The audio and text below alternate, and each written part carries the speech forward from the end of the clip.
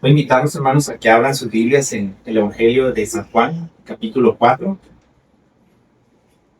San Juan, capítulo 4.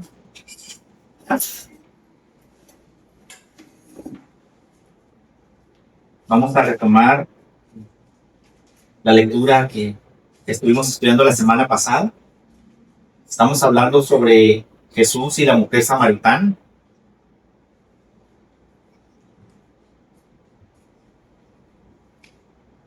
Y avanzamos a la siguiente, hermano.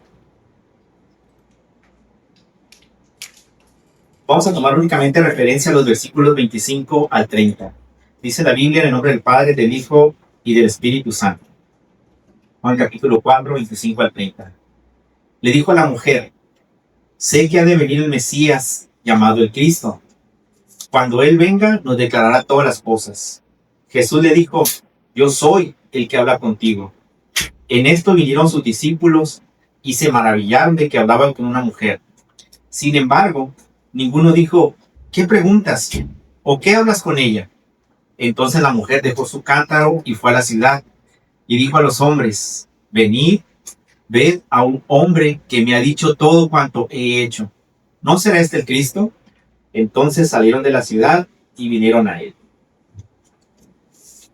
Señor, te damos gracias por tu palabra, mi Dios. Ha llegado el momento más importante de esta reunión, que es la exposición de tu palabra. Señor, es que te pido que tu Espíritu Santo se mueva en medio nuestro, hable a nuestra conciencia, Señor, y que esta palabra caiga en tierra fértil y dé fruto al 100 por 1, mi Dios, para la gloria de tu nombre, en el poderoso nombre de tu Hijo amado, Jesús.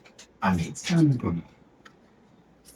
Bueno, hermanos, vamos a continuar hasta donde se quedó el pastor la vez pasada y vamos a hablar un poquito de contexto sobre lo que él habló en la vez pasada. Él nos introdujo a la mitad del pasaje de Juan capítulo 4, en donde Jesús tiene una plática con una mujer y pasan cosas muy interesantes. Hay muchas cosas culturales que nosotros desconocemos y que vamos a hablar de ello un poquito.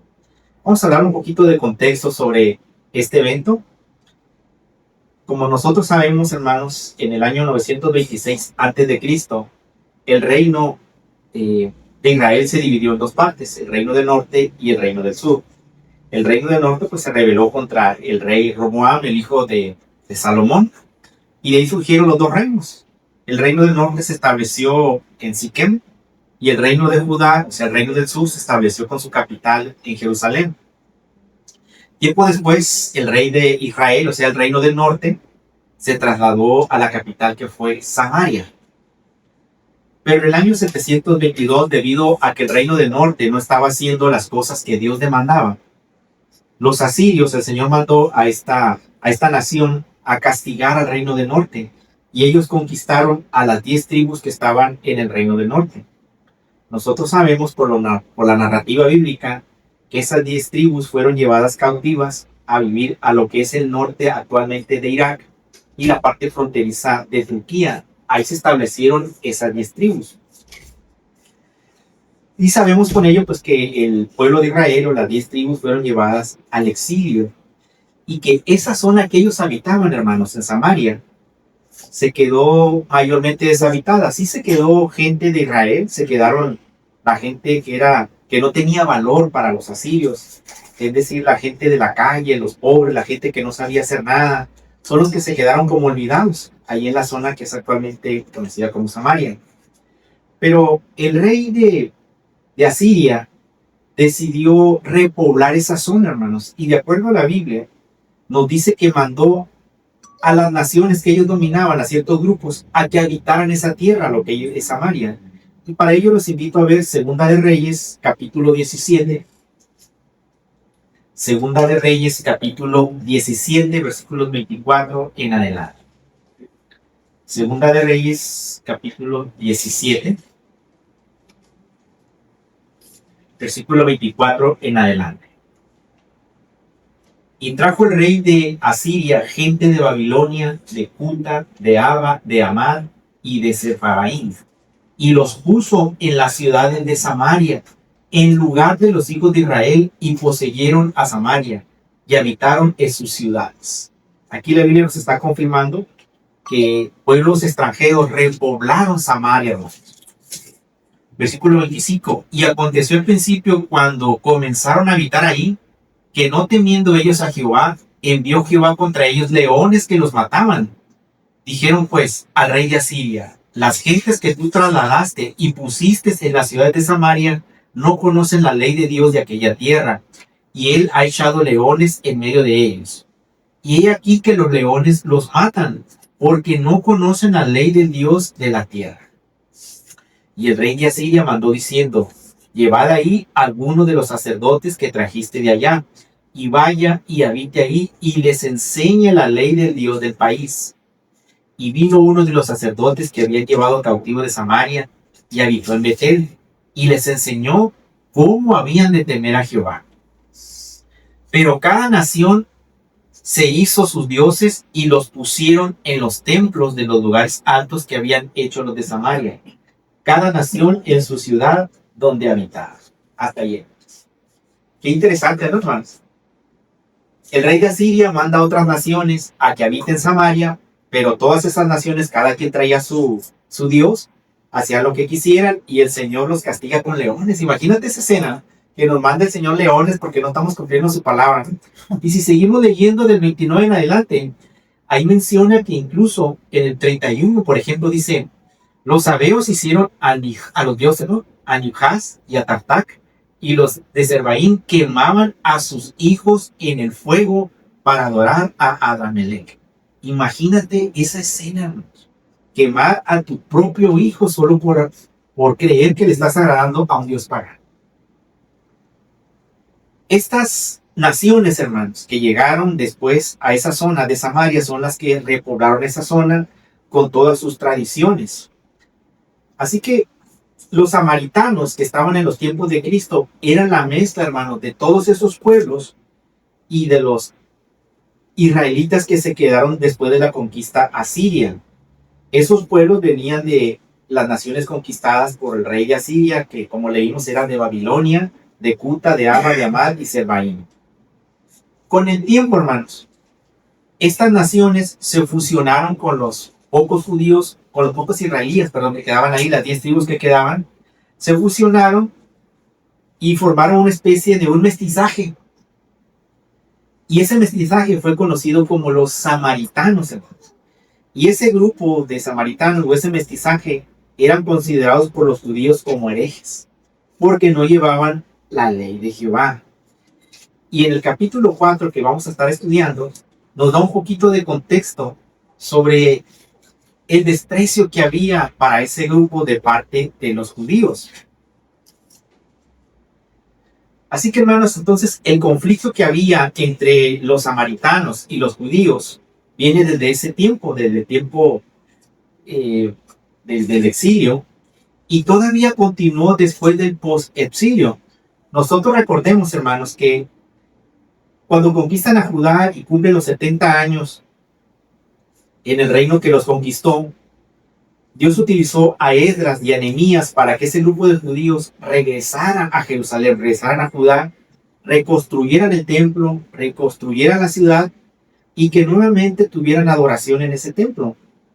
Y recordemos, hermanos, que en los libros que estudiamos hace tiempo en Esdras y en Nehemías, se narra cómo las personas que vivían en ese tiempo se estaban oponiendo a la construcción del templo. Ellos tenían cierta envidia por ese grupo, de ese linaje de judíos que venía de la zona de Irán, del actual Irán, de Persia en aquellos tiempos, con el deseo de construir su templo. Y vamos a ver rápidamente en Esdras capítulo 4, un poquito de contexto sobre eso. Esdras capítulo 4, versículos 1 al 3. Esdras capítulo 4, del 1 al 3, dice: y oyendo los enemigos de Judá y de Benjamín que los vecinos de la cautividad edificaban el templo de Jehová, Dios de Israel, vinieron a Zorobabel y a los jefes de las casas paternas y le dijeron: edificaremos con vosotros, porque como vosotros buscamos a vuestro Dios y a él ofrecemos sacrificios desde los días de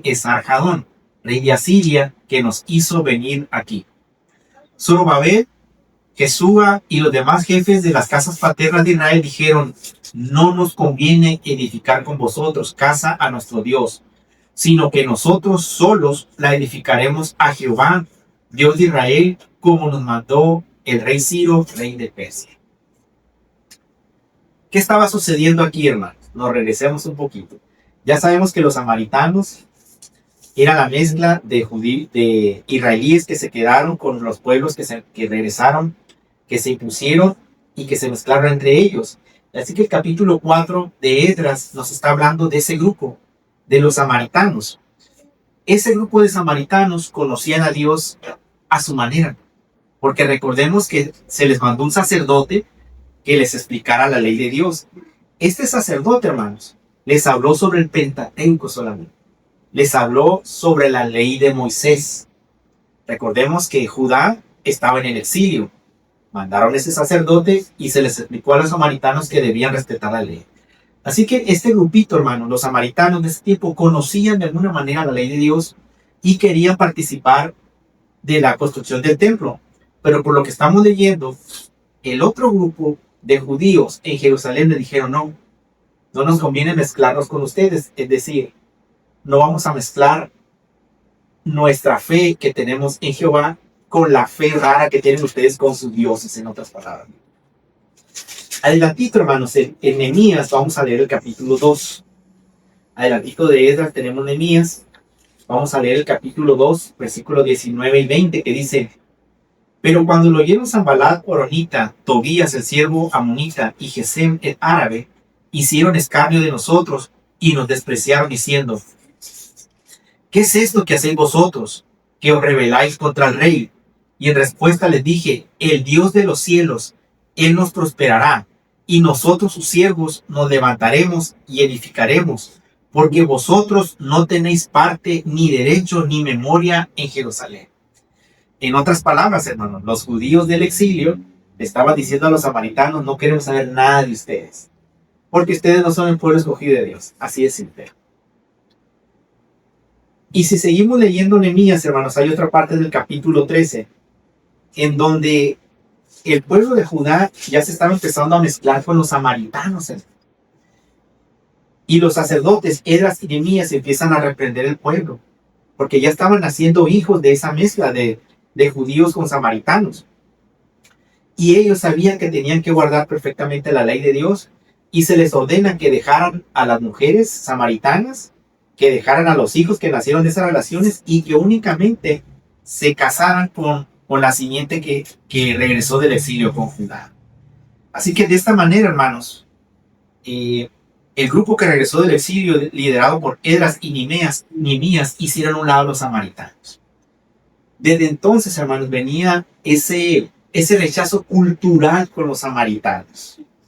En esos textos pues nos dan evidencia, hermanos, de que los samaritanos fueron excluidos de la construcción del templo porque no les convenía a los judíos tenerlos a ellos cerca para que no confundieran la fe que ellos tenían. Un escritor muy conocido, hermanos, de la fe judía, Flavio Josefo, relata que los samaritanos, después de este rechazo, cuando los invitaron a construir el templo, cuando ellos querían participar de la construcción del templo en Jerusalén, construyeron un templo para hacerle competencia, hermanos, a los judíos. Y ellos construyeron un templo en el monte Gerizim, bajo el liderazgo de Sanballat, el gobernador de Samaria. Recordemos que ellos querían participar en la construcción del templo en Jerusalén y dijeron no. Y dijeron: ok, bueno, pues vamos a construir entonces nuestro propio templo. Y ellos lo construyeron en el monte Gerizim. Así que ese templo, hermanos, que construyeron los samaritanos, se convirtió en el centro del culto samaritano, en oposición directa al templo que habían construido en Jerusalén. Así que había una competencia religiosa, hermanos, vamos a decirlo así, en ese tiempo, ¿no? Los samaritanos sabemos que solo aceptaban el Pentateuco por el sacerdote que se les mencionó. Ellos no aceptaban los profetas, no aceptaban los salmos, no aceptaban los libros que formaban parte de los rituales judíos en aquel tiempo. Ellos, de acuerdo a su tradición, construyeron el templo del que mencionamos, de acuerdo a lo que su padre Abraham, porque ellos se consideraban hijos de Abraham también, Abraham construyó un altar, su primer altar, en Génesis capítulo 12. Vamos a Génesis capítulo 12, y ese fue el fundamento que ellos tomaron para construir ese templo, hermanos, en competencia al templo de Jerusalén. Génesis capítulo 12, versículos 6 y 7 dicen: y pasó Abraham por aquella tierra hasta el lugar de Siquem, hasta el encino de Moré, y el cananeo estaba entonces en la tierra. Y apareció Jehová a Abraham y le dijo: a tu descendencia daré esta tierra. Y edificó allí un altar a Jehová, quien le había aparecido. En esta escritura, hermanos, bajo esta escritura, los samaritanos, hermanos, tomaron esta escritura como fundamento para construir el templo que le iba a hacer competencia al templo de Jerusalén. Bueno, entonces, nosotros sabemos, hermanos, que por instrucción divina, el templo donde el Señor iba a habitar tenía que estar construido en Jerusalén. Eso lo conocemos. Así que, con el paso del tiempo, hermanos, pues los samaritanos y los judíos tenían su fiesta o sus celebraciones religiosas y estaban en plena competencia. Pero con el paso del tiempo, las guerras, las conquistas y las naciones que estaban saliendo, el templo de Gerizim fue destruido, ¿no? Fue destruido por otras naciones. También nosotros que sabemos que por el tiempo los romanos destruyeron el templo que habían construido en Jerusalén. Pero bueno, la característica de los samaritanos en ese tiempo, hermanos, era que únicamente aceptaban a Moisés como profeta, no reconocían la tradición judía, únicamente reconocían a Moisés. Pero dentro de la ley de Moisés, hermanos, había una instrucción que decía que en el futuro iba a venir un profeta, un enseñador, alguien que los iba a liberar, y que estuvieran atentos, hermanos, a la aparición de ese profeta y que lo escucharan. Avanzamos, hermanos, a la siguiente diapositiva. Bueno, entonces, bajo ese gran contexto, hermanos, ahora ya sabemos de dónde proviene toda la herencia cultural que traen los samaritanos. En el contexto del capítulo 4, hermanos, el capítulo 4 al principio nos dice que para Jesús le era necesario pasar por Samaria. Sabemos que Jesús estaba en Jerusalén. Sabemos que él estaba entrando en competencia de alguna manera con Juan el Bautista y empezaba a haber algún celo entre los discípulos de Jesús y los discípulos de Juan, porque lo estaban bautizando más que otros. Y los judíos estaban al acecho. Así que Jesús dijo: bueno, no es tiempo de crear polémica, vámonos. Y Jesús decidió irse a Galilea, pero era necesario para él, hay que aclarar, era necesario para Jesús pasar por Samaria, porque por tradición judía, hermanos, y por el contexto cultural que sabemos, los judíos cuando se trasladaban a Galilea, que era parte del reino también, ellos por desprecio, por coraje, por odio, por lo que sea, no pasaban por Samaria, hermanos. Ellos preferían rodear Samaria. Aquí estamos viendo un mapa y estamos viendo una zona punteada. Ellos preferían darle la vuelta a toda la provincia de Samaria con tal de no ver, hermano, a los samaritanos. ¿Qué gente tan mala, ¿no? Qué corazón tan negro, ¿no? O sea, son personas igual que todos, pero como ellos sabían que ellos eran el pueblo escogido, ellos se sentían la coca del desierto, ¿no? Vamos a decirlo así. Se sentían la gran cosa y tenían un desprecio, hermanos, por los gentiles, ¿no? Todavía hay un grupo de judíos que se sienten así, sienten un gran desprecio por todos los que no son como ellos. Así que Jesús dice: bueno, es necesario pasar por Samaria porque él tenía un propósito. Así que él toma la línea recta y de acuerdo a la narrativa bíblica, dice que estaba por llegar a un pueblo llamado Sicar. Y antes de ese pueblo, hermanos, había un pozo conocido como el pozo de Jacob. Y dice la Biblia que el Señor se sintió cansado, porque Jesús vino como humano, como hombre. Dice que él se sintió cansado en el versículo 6 del capítulo 4 y se sentó junto al pozo. Y dice que era aproximadamente como la hora sexta, es decir, era aproximadamente el mediodía. Y lo que llama la atención es que a esa hora del mediodía, hermanos, va una mujer que proviene del pueblo de Sicar. Se cree que entre el pozo y la ciudad de Sicar había aproximadamente 1 kilómetro. Así que era costumbre de las mujeres en aquellos tiempos ir muy temprano en la mañana a sacar el agua o ir por la tarde. Y esta mujer fue al mediodía, hermanos, de acuerdo a la narrativa bíblica. Aquí dice que fue a la hora sexta. Nosotros sabemos que para los judíos la hora primera era las 6 de la mañana. Así que, si lo ponemos en nuestros contextos actuales, eran las 6 de la tarde. Perdón, las 12 del mediodía. Y era algo muy extraño porque las mujeres se acostumbraban a ir muy temprano o muy tarde para sacarle la vuelta al sol. Así que en los versículos 7 al 9, el Señor tiene una plática, empieza a tener una plática con una mujer. Y el Señor le dice, dame de beber. La mujer estaba sacando agua de un pozo, hermanos. Aquí hay mucho simbolismo, hermano, detrás de esta escena. Hay muchas cosas culturales que están sucediendo. Los discípulos fueron a comprar comida. El Señor dijo, aquí los espero en el pozo, vayan a comprar comida, aquí los espero yo. Aparece la mujer samaritana, empieza a sacar agua y el Señor le dice, dame de beber. Y a la mujer samaritana pues se le hace muy curioso, ¿no? Oye, espérame, le dice, ¿cómo? ¿Tú eres un judío? ¿Te estás dignando a dirigirme la palabra? Le dice la mujer.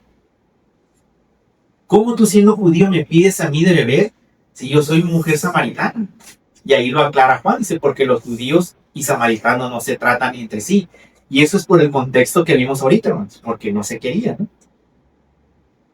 Y el Señor le dice, si conocieras el don de Dios y quién es el que te pide, dame de beber, tú le pedirías y tú le darías agua, y él te daría agua viva, hermanos.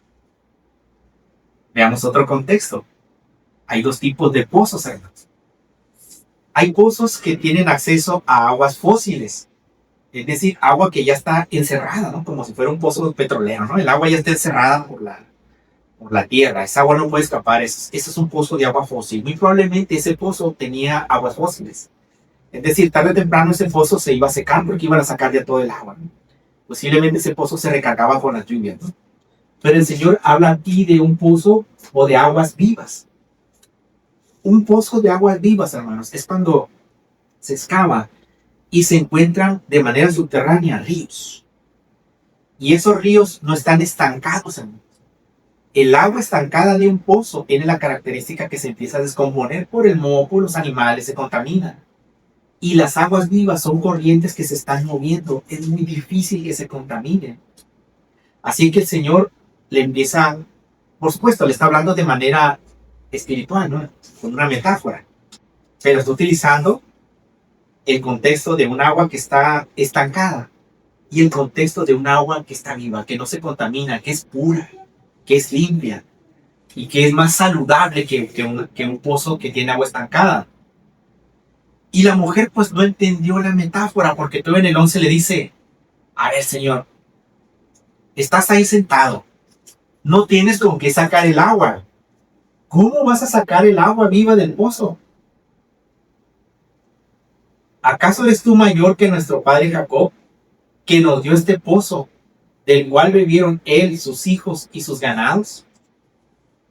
Y ahí el Señor le responde, cualquiera que bebiere de esta agua, es decir, del agua estancada, del agua que está tal vez contaminada, volverá a tener sed.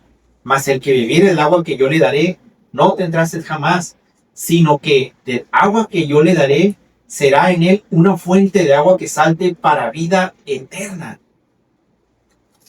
Y la mujer seguía pensando en su mente, caramba, o sea, voy a tomar de esa agua y ya no va a ser necesario que venga todos los días a sacarla. Voy a tomar de esa agua y ya no va a ser necesario que venga a sacar agua otra vez. Y la mujer le dice, Señor, pues dame esa agua para que yo ya no tenga sed, ni venga aquí a sacarla todos los días, ¿no? Porque aparte, pues imagínate, hermano, 1 kilómetro y cargando el cántaro, ¿no? 1 kilómetro de ida con el cántaro vacío y de regreso con el cántaro lleno. Sabrá Dios cuántos litros tendría ese cántaro, pero de todas maneras vas caminando con un cántaro pesado. En el versículo 16 en adelante, el Señor hace algo interesante aquí, le dice, llama a tu marido y ven acá. Y eso es por el contexto cultural, hermanos. En ese tiempo, y todavía, hermanos, no es bien visto en el Medio Oriente que un hombre tenga una plática a solas con una mujer si esa mujer no es su esposa? En la religión actual judía y en la religión musulmana, eso está prohibido. Incluso hay países como Marruecos, en donde si un hombre casado está platicando o está tomando, por ejemplo, café en una cafetería con una mujer que no es su esposa, llega la policía musulmana y lo detienen, porque es delito. El Señor nos ha permitido a nosotros viajar a Medio Oriente, y cuando fuimos a Marruecos, nos recibió un grupo de las personas de la logística que nos estaban esperando en aquel lado. Y a nosotros como mexicanos, hola, ¿cómo estás? Pues nos abrazábamos y nos saludábamos. Y entre los hombres es común que se den besos en la mejilla. Y de repente la coordinadora de ellos llega, una mujer toda vestida de negro, llega y pues nos da la bienvenida, gracias. Y pues nosotros en nuestra ignorancia, yo llegué, le di un abrazo y me aventó. Y me dijo, no me puedes tocar. Y me asusté, pues, ¿qué hice? Y medio me dijo, soy una mujer musulmana. No podemos estar platicando a solas, tiene que haber gente alrededor con nosotros. Eso todavía se sigue sucediendo, ¿no? Entonces por eso el Señor, apelando a esa tradición o a esa parte cultural, el Señor le dije, tráeme a tu marido para seguir platicando y para que eso sea bien visto por la sociedad. Y la mujer le responde y le dijo en el 17, no tengo marido.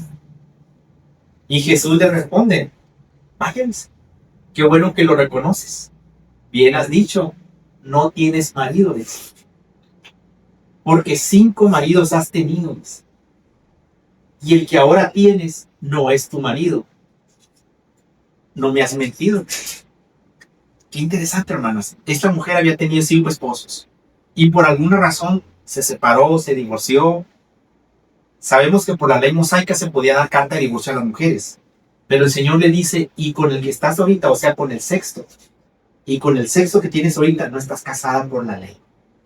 Estás viviendo en amaciato, no están viviendo de manera bien ante la ley, no están casados legalmente. Y la mujer le dice, Señor, me parece que tú eres profeta. Y de repente a la hermana samaritana, como a nosotros, se le sale lo religioso, ¿no? Le dice, yo también sé de Biblia. Dicen, ¿tú eres profeta? Bueno, pues yo también quiero hablar de la Biblia. Entonces dice la hermana, nuestros padres adoraron en este monte, en el versículo 20. Y ustedes y vosotros decís que en Jerusalén es el lugar donde se debe adorar. En este versículo 20, esta mujer, hermanos, está haciendo referencia al templo que construyeron los samaritanos y que fue destruido. A eso se refiere ella cuando dice, nuestros padres adoraron en este monte. Era donde tenían su templo, el templo que les hacía competencia al templo reconstruido. En el versículo 21 Jesús le dice, mujer, créeme que la hora viene cuando ni en este monte ni en Jerusalén adoraréis al Padre. Ahora, veamos qué interesante, hermanos, porque el Señor continúa la plática con la mujer. La mujer no fue a traer al hombre con el que vivía, sino que la mujer se quiso poner en un tono religioso con el Señor. Pero el Señor, en lugar de humillarla, la hace reconocer, hermanos, que ella estaba cometiendo pecado al vivir con un hombre que no era legalmente su esposo. Qué interesante, hermanos, porque el Señor no la quiso humillar, no le reclamó esa condición, siguió platicando con ella, y nosotros entendemos por el contexto que el Señor evidentemente tenía un propósito con ella, pero en la Biblia, hermanos, en la narrativa bíblica de los 4 evangelios, se dan muy pocos casos cuando Jesús tiene una plática directa con una sola persona. Y este es un caso de él. Jesús traía en su corazón algo muy especial sobre las mujeres, y era darles dignidad. Culturalmente hablando, en esos tiempos, la mujer era muy denigrada. La mujer únicamente era una especie de objeto, una máquina de tener hijos. Incluso por los judíos, hermanos, incluso por la ley judaica. Nosotros sabemos que en el templo de Salomón, estaba prohibido que las mujeres entraran. O sea, la ley las hacía completamente a un lado. Había un atrio para mujeres donde les daban oportunidad que allí estuvieran, pero en la ceremonia principal o en el espacio del lugar, de un lugar especial, únicamente podía haber hombres, no podía haber mujeres. Y el Señor Jesús de alguna manera quería demostrarle, bueno, a esta mujer y a nosotros, enseñarnos que delante de Dios, tanto hombres como mujeres, somos iguales. Somos ángeles. Y que Él murió tanto por las mujeres como por los hombres, por nosotros, hermanos. Esta persona quiso ser muy espiritual, como a veces nosotros nos ponemos, pero el Señor la confrontó con su pecado, hermano, y ahí la desarmó completamente, hermano. Esta mujer ya no tuvo más argumentos. Quiso ser algo religioso. Pues nuestros parientes aquí adoraron. Como que le quiso revelar al Señor, ustedes no tienen la verdad, nosotros tenemos una parte de la verdad. Y eso nos pasa también mucho a nosotros, hermanos, cuando de repente dentro de nuestra competencia religiosa nos falta quien nos diga, ¿en nombre de quién te bautizaste? ¿En el nombre de Jesús? No, hermanos, como dice la Biblia, en nombre del Padre, del Hijo y del Espíritu Santo. No, mi hermano, no eres salvo.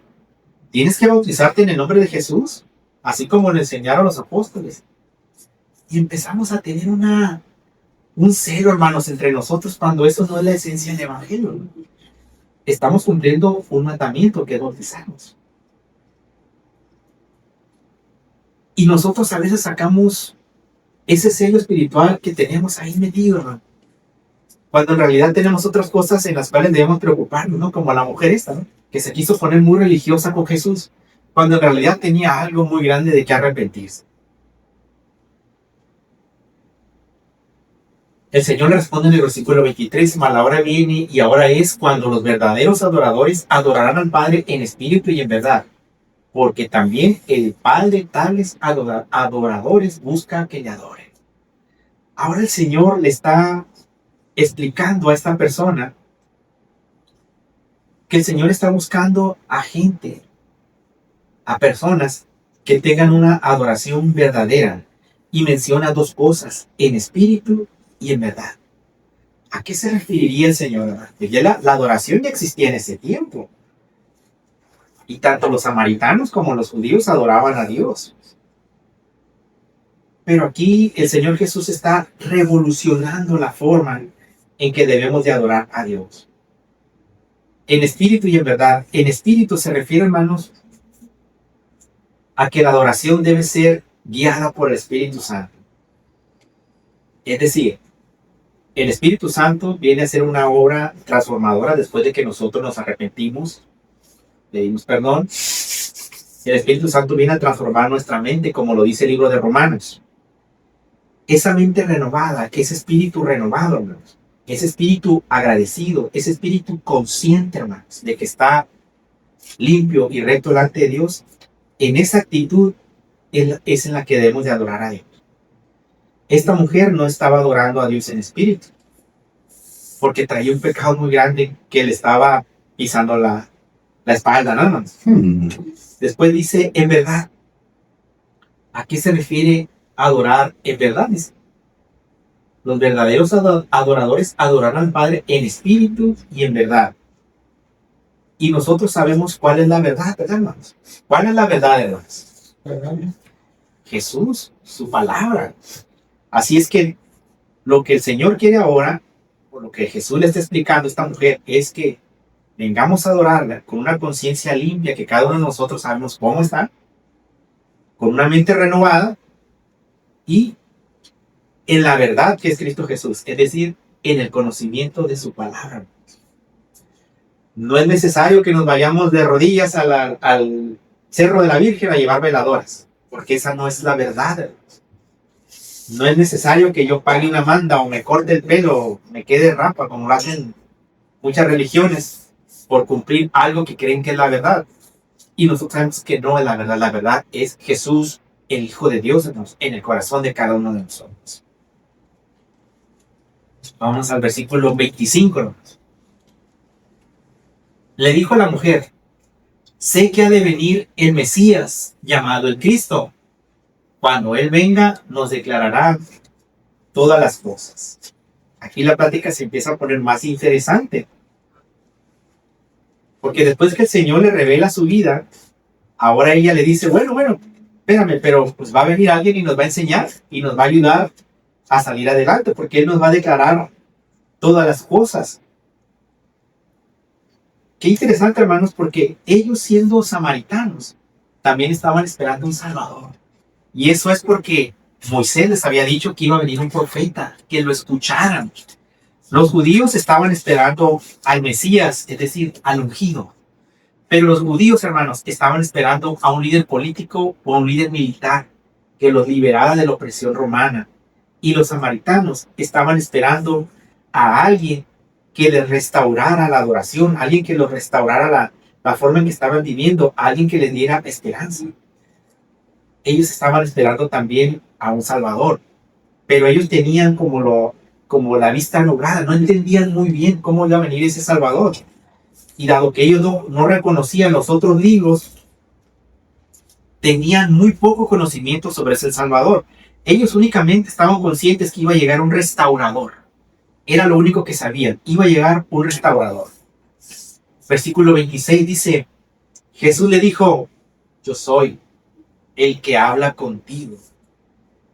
Imagínate esa escena.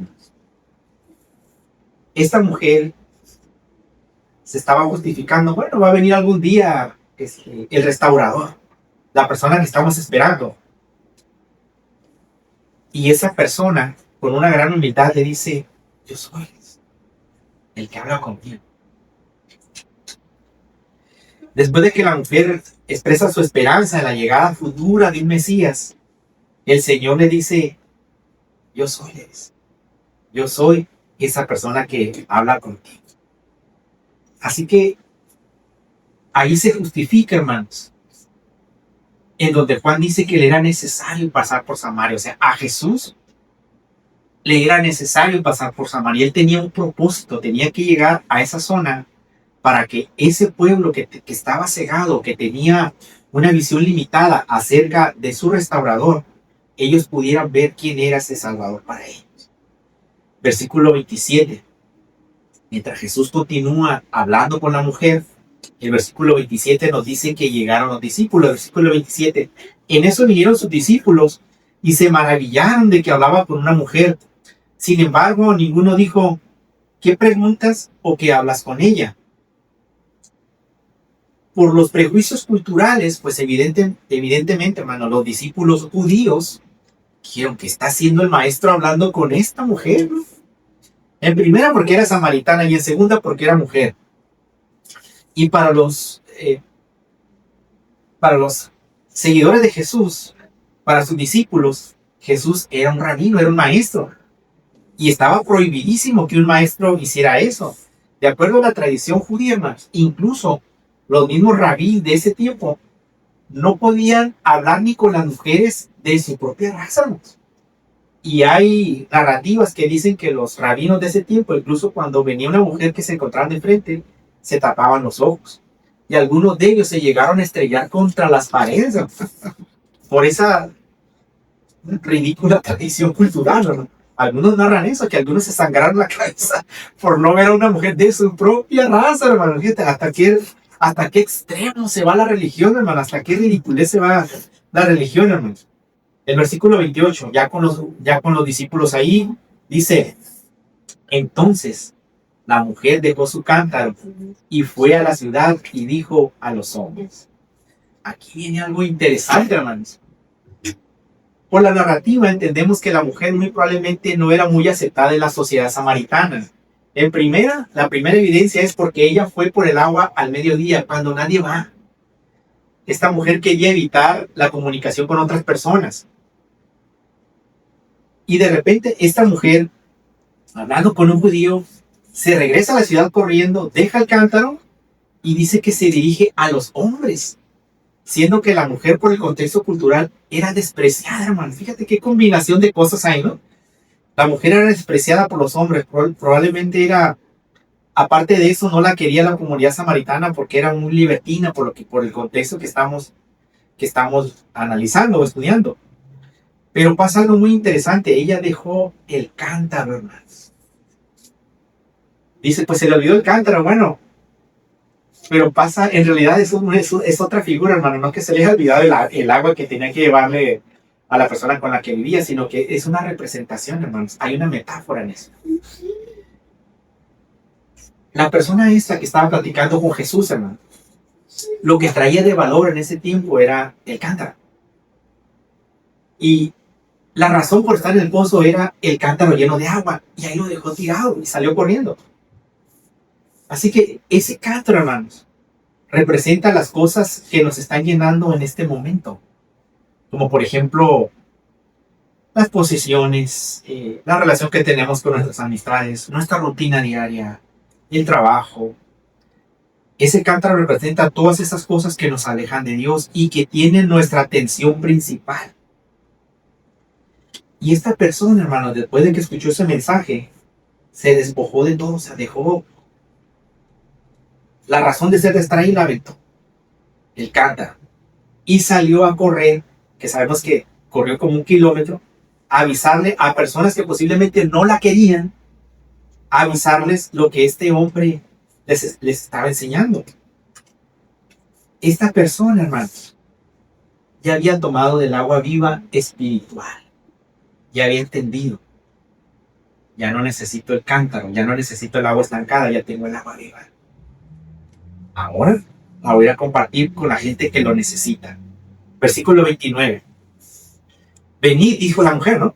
Ved a un hombre que me ha dicho todo cuanto he hecho. ¿No será este el Cristo? Versículo 30. Entonces salieron de la ciudad y vinieron a él. Es decir, la gente a la cual ella les habló que había llegado un Mesías, un profeta, que le reveló cuántas cosas que no está narrando el capítulo 4, porque estuvieron un buen tiempo platicando. Aquí dice que le dijo todo lo que ella había sido antes. Ahora sí es que tanto le habrá dicho, ¿no? Pero al menos sabemos que había tenido 5 esposos y que ahorita estaba con uno que no era. Pero seguramente el Señor le platicó de su infancia. Tal vez le dijo, han abusado de ti. Tú has estado buscando paz en tu corazón, por eso tus matrimonios no han servido. La gente ha abusado de ti. Te han robado, te han menospreciado como mujer, te han robado tu esperanza, no te han dado el amor que tú necesitas como mujer, esos hombres te han abusado, no sé cuántas cosas, y la mujer está con tanta necesidad. Yo me imagino que el Señor Jesús en su omnisciencia, en su todo conocimiento, le dijo a esa mujer todo lo que tenía que escuchar. Y esa mujer indudablemente, sin dudarlo, aventó el cántaro y salió a la ciudad. Corrió a la ciudad a avisar todo lo que le habían dicho. Así que vienen los hombres de esa ciudad, vienen al pozo. El versículo 31 dice, entre tanto, o sea, mientras venían esas personas caminando de la ciudad al pozo, los discípulos le rogaban diciendo, Rabí, come. Y él les dijo, yo tengo una comida que comer que vosotros no sabéis. Les empezó a hablar de manera espiritual a sus discípulos y nosotros sabemos que ellos, como humanos, pues había cosas que no entendían, ¿no? El contexto era que habían ido a traer comida física para que el maestro comiera. Y el maestro come y él dijo, no tengo hambre. Yo tengo una comida que comer que ustedes no entienden. Evidentemente se estaba refiriendo a una comida espiritual. Versículo 33. Entonces los discípulos decían unos a otros, ¿le habrá traído alguien de comer? Jesús les dijo, mi comida es que haga la voluntad del que me envió y que acabe su obra, hermanos. Aquí como que dejó un poquito más claro. Mateo 4, capítulo 4, versículo 4, no solo de pan vivirá el hombre, sino de toda palabra que sale de la boca de Dios. Estamos hablando en términos espirituales, por supuesto, o sea, su palabra. Nosotros espiritualmente no vivimos del pan, ni de las tortillas, ni de los tacos, ¿no? Espiritualmente nuestra alma se alimenta de la palabra de Dios. A eso se refería el Señor. Y los discípulos no entendían eso. Caramba, decían, la mujer le ha dado de comer, alguien le daría comida. Y el Señor les dice, mi comida es que haga la voluntad del que me envió y que acabe su obra, es decir, su misión espiritual, hermano. Versículo 35. No decís vosotros, aún faltan 4 meses para que llegue la siega. He aquí os digo, alzad vuestros ojos y mirad los campos, porque ya están blancos para la siega. Y el que siega recibe salario y recoge fruto para vida eterna, para el que siembra goce juntamente con el que siega. En esos tiempos la mayoría de la gente pues eran agricultores y conocían la temática sobre los temas que tienen que ver con la cosecha de los frutos. El Señor le dice, alzad vuestros ojos y mirad los campos. Muy posiblemente, hermanos, allí no había trigo sembrado, tal vez. El Señor les dijo, levanten su mirada. ¿Y qué venía en ese momento hacia ellos? De acuerdo a la narrativa que traemos. El Señor le dice, alzad vuestros ojos y miren los campos. Recordemos, la mujer samaritana le fue a avisar a todo el pueblo, ¿no? Anda aquí un profeta, tal vez el que esperamos. Y la Biblia dice que todo ese pueblo, o que los hombres venían a encontrarse con él, ¿no? Y mientras estas personas venían, hermanos, el Señor le dice a sus discípulos, levanten los ojos y miren los campos. Esos campos, hermanos, eran todos esos samaritanos que venían en busca de Jesús. A eso se refiere esta parte. Y Él les dice, ahí viene la gente que tiene necesidad de este alimento espiritual, a sus discípulos.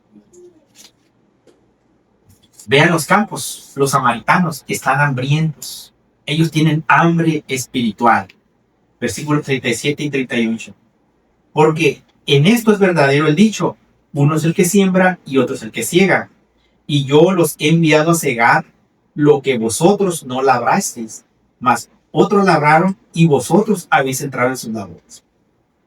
La traducción al lenguaje actual, hermanos, del versículo 38 dice, yo los envío a cosechar lo que a ustedes no les costó ningún trabajo sembrar. Otros invitaron a toda esta gente a venir y a ustedes se han beneficiado del trabajo de ellos. Recordemos el contexto. Vienen los samaritanos al encuentro con Jesús. Y aquí les dice, aquí viene toda esta gente a quienes ustedes no le predicaron. Pero ustedes van a cosechar estos frutos porque están listos para la cosecha. Versículo 39. Muchos de los samaritanos de aquella ciudad creyeron en él por la palabra de la mujer que daba testimonio diciendo, me dijo todo lo que he hecho. Solo se sabe qué tanto le habrá dicho esa mujer, no toda la vida que debe haber tenido. Pero tuvo un impacto tan profundo en esa mujer que lo primero que hizo fue dejar sus preocupaciones e ir a avisarle a las ciudades que estaba el Cristo prometido estaba con ellos. Entonces pidieron los samaritanos a él, versículo 40, y le rogaron que se quedase con ellos y se quedó allí 2 días. Imagínate, hermanos, qué tremendo, ¿no? En el contexto cultural, yo me imagino ahí a sus discípulos en shock. ¿Cómo? O sea, ¿cómo nos vamos a quedar en Samaria, en la casa de estos impuros, de estos despreciados del Señor, de estos que no siguen la Torá como nosotros? Mas, sin embargo, es una señal muy fuerte, hermanos, que el Señor Jesús no solo vino a rescatar a su pueblo, a las ovejas perdidas de Israel, sino que Él también vino por nosotros. Y dice aquí la Biblia que estos hombres le pidieron que se quedasen. Y el Señor se quiso quedar con ellos 2 días. Quisiera imaginarme todo lo que les ha predicado, hermanos. La Biblia no narra, no nos da más contexto, pero muy probablemente el Señor sanó enfermos. El Señor predicó, posiblemente liberó de demonios. ¿Cuántas cosas pudo haber hecho en 2 días que no narra aquí, ¿no? Y cómo ese pueblo despreciado, hermanos, esos samaritanos despreciados, esa mujer pecadora, tuvieron esperanza, hermano, nuevamente en el Señor. Tuvieron una segunda oportunidad. Y eso es porque estaba en los planes de Dios. Era necesario que el Señor pasara por ahí porque ya tenía un propósito que era rescatar a ese pueblo perdido, hermanos, a esos samaritanos despreciados por los judíos, por la sociedad de ese tiempo. Tuvieron el privilegio de tener al Hijo de Dios, hermanos, 2 días en su ciudad. Qué tremenda lección y qué emocionante, hermanos. Y sobre todo por el contexto espiritual, porque toda esa zona, Samaria, era considerada impura. Los judíos no podían ni cruzar esa rayita, ¿no? Del celo que le tenían, ¿no? O del coraje que le tenían, ese celo religioso que le tenían a esa ciudad, a esa región. Versículo 41. Y creyeron muchos más por la palabra de él y decían a la mujer, ya no creemos solamente por tu dicho, porque nosotros mismos hemos oído y sabemos verdaderamente que este es el Salvador del mundo, el Cristo. Qué interesante, hermanos, cómo la pasión de una persona que se convierte, deja todo lo que tenía sentido para ella, deja su cántaro, deja todo y lo que hace es predicar el Evangelio. Y lo que hace es ir directamente a dar el mensaje urgente que era que conocieran todos al Mesías, no nomás se lo quedó para ella. Y aquí nosotros, hermanos, somos también retados a que compartamos este Evangelio, estas buenas nuevas, porque el Señor, así como para Él le fue necesario atravesar Samaria, para Él es necesario que nosotros, hermanos, tomemos ese lugar de Él y también compartamos de esa agua viva que Él nos ha dado a nosotros. Él también nos está demandando que dejemos ese cántaro, hermanos, que nos roba la atención de cuántas cosas y que nos olvidamos de hacer lo que es necesario, hermanos, pasar por Samaria. Y ese pasar por Samaria, hermanos, es compartir a la gente más necesitada del Evangelio, a la gente de la calle, a los despreciados, a la gente que no tiene esperanza, a la gente que está desahuciada, a la gente que está en prisiones espirituales, hermanos. A ese samaritano espiritual que a veces nosotros lo vemos como un enemigo, a veces ese samaritano espiritual es la persona que habla mal de nosotros, esa persona que tan gordo nos cae, hermanos, porque nos desprecia, esa persona que nos quiere ver fracasar, esa persona que quiere humillarnos, que nos quiere hacer a un lado, esa persona que se cree mucho más que nosotros. Ese samaritano espiritual, hermanos, es el que el Señor quiere que lo esperemos en el pozo, para que esa persona pueda tomar de la agua viva que solo Jesús puede dar. A manera de conclusión, hermanos, podemos decir tres cosas. La primera de ellas, que solo Cristo puede saciar la sed más profunda que tengamos en el alma. Solo Él tiene esa capacidad divina de hacer eso y todo lo demás son cántaros vacíos. Cuando nos encontramos al Mesías, tenemos que dejar todo el pasado y tenemos que correr a compartir lo que Él ha hecho en nosotros. Tenemos que hacer que sea necesario atravesar nosotros por Samaria. Y por último, hermanos, los campos están listos. El Salvador del mundo nos está llamando hoy, nos está retando a que seamos sembradores y cosechadores de su gracia, de su palabra, hermanos. No es necesario que nos vayamos de misioneros al África. Lo único que tenemos que hacer es brillar en el lugar donde estamos. Así de simple. Con tu testimonio, hermanos, sin ninguna palabra, que nosotros somos como libros abiertos, el mundo nos observa, nos ve. Y cuando nosotros hacemos que la luz de Jesús brille entre nosotros, somos como su palabra abierta hacia el mundo. Porque somos el testimonio de que Jesús vive en nosotros. Y eso es lo que podemos ofrecer ahorita. Un testimonio vivo de que Jesús vive en nuestro corazón. Y después el Espíritu Santo nos va a decir qué haga, qué hacer. Ese va a ser lo siguiente a hacer. Y va a provocar que hacia qué rumbo corramos sin el cántaro. Yo sé que me entienden, estoy hablando metafóricamente. Así que, hermanos, hoy hemos caminado juntos hasta el pozo de Jacob, donde una mujer humillada, cansada, marcada por la sociedad, por su pasado, se encontró con Jesús. Ella llegó buscando lo material, pero se encontró con un agua espiritual que la hizo merecedora de la vida eterna. La palabra nos dice que la mujer dejó su cántaro. Y ese cántaro para esa mujer representaba su rutina, su vergüenza moral, todo su pasado. Pero cuando conoce al Mesías, transforma su vida, deja todo atrás, y lo primero que hizo fue correr para anunciar el evangelio, hermano. Así que, hermanos, hoy Jesús está aquí en medio nuestro y nos reta, nos vuelve a retar. El que beba del agua que yo le daré no tendrá sed jamás. Hermano, ¿tiene sed?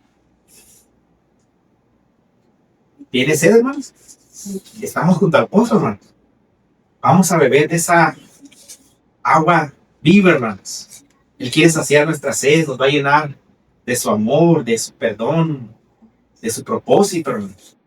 Nuestro cántaro está cargado tal vez de ilusiones rotas, de ansiedad, de enfermedad, de cansancio, de debilidad. Cada uno conoce el cántaro, cada uno conoce el contenido que trae nuestro cántaro, el olor, no sé, el cántaro que tú traigas, el cántaro de la culpa, de una rutina diaria vacía, de un cántaro que nunca va a llenar nuestra ansiedad de nuestro corazón. Pero buenas noticias, el maestro está sentado en el pozo, hermano, y nos está invitando a que dejemos ese cántaro y que bebamos del agua de vida eterna. Esta es su palabra. Así que, hermanos, oremos al Señor. Inclina tu rostro ahí en el lugar donde estás. Tú sabes que tienes tu cántaro, hermano. Tú sabes que vas cargando. Así es que platica como tú gustes con el Señor. Abre tu corazón y dile: Señor, aquí está mi cántaro. Reconozco que he querido saciar mi vida, Señor, en pozos vacíos, en esperanzas vacías. Pero hoy, Señor, queremos beber del agua que solo tú sabes dar. El agua viva, Señor. El agua que trae sanidad. El agua que trae esperanza. El agua que trae fortaleza. El agua que nos da vida eterna, Señor. El agua que renueva nuestra mente, que purifica nuestra alma, Señor. El agua, Señor, que transforma nuestra vida y que nos hace correr a predicarle a nuestra familia la necesidad que tienen de ti, Señor. Te entregamos nuestro pasado, Señor, como la mujer samaritana. Te entregamos nuestro dolor, nuestra enfermedad, nuestros pecados, Señor. Te pedimos que nos llenes de tu Espíritu Santo, Señor. Que nos hagas verdaderos adoradores como tú demandas, en espíritu y en verdad. Declaramos que tú eres el Señor y Salvador nuestro, Señor. Danos de beber de esa agua, Señor, para no tener sed jamás. Y permite que en nuestro corazón haya ese sentimiento como en la mujer samaritana, Señor, de salir a correr y llevar ese mensaje a la gente que tanto necesita, Señor, escuchar de ti. En el poderoso nombre de tu Hijo amado Jesús. Espíritu Santo, habla nuestro corazón y ayúdanos a dejar ese cántaro, Señor, para correr a ti, correr hacia la gente que tanto te necesita, Señor, con tu palabra. En el poderoso nombre de tu Hijo amado Jesús. Amén. Amén.